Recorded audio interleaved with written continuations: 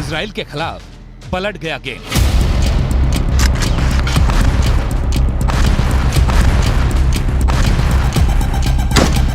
Iran का खूंखार दस्ता लेबनान रवाना।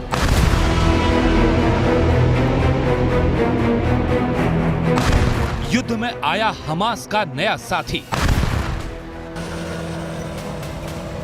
हमास के खिलाफ जंग लड़ रहे इजराइल को अब तक हिजबुल्लाह और हूथी विद्रोही ही उलझा रहे थे।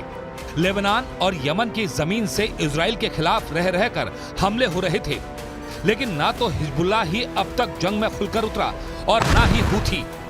लेकिन अब युद्ध के 28वें दिन इजराइल को एक ही समय पर चौतरफा घेरने का प्लान तैयार हो गया है।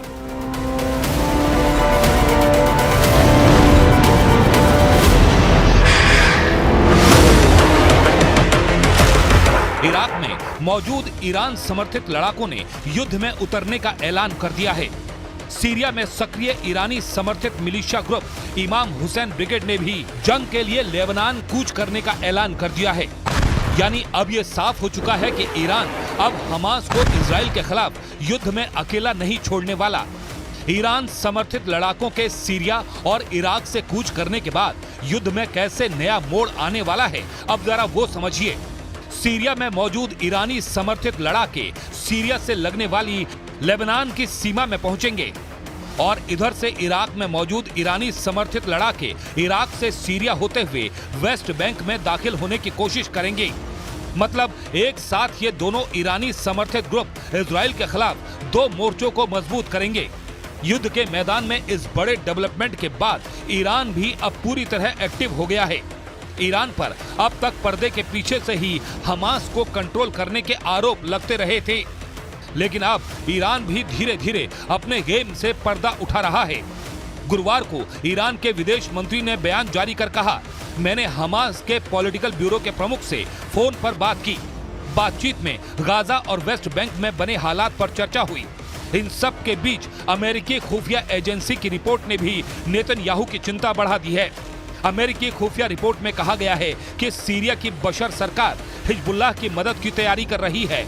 सीरिया की सरकार हिजबुल्लाह को रूस की मिसाइल डिफेंस सिस्टम भेजने को तैयार हो गई है। सीरिया ये मिसाइल सिस्टम रूस की वैगनर ग्रुप के जरिए हिजबुल्लाह तक पहुंचाएगा। हालांकि अरब देशों के खिलाफ सालों पहले युद्ध लड़ चुके इजराइल के लिए ये स्थिति नई नहीं है। युद्ध के बीच उसे ऐसी नई परिस्थिति की आशंका पहले से ही थी, इसलिए उसने गाजा में ग्राउंड ऑपरेशन शुरू करने के साथ ही हमास आतंकियों को उसी इलाके में समेटना शुरू कर दिया है। इजराइल के मुताबिक वो गाजा में हमास के इलाकों को चारों ओर से घेर चुका है। यानी हमास अभी अपने ठिकानों पर जिस जगह मौजूद है वहां से उसके पास भागने का कोई रास्ता नहीं बचा है।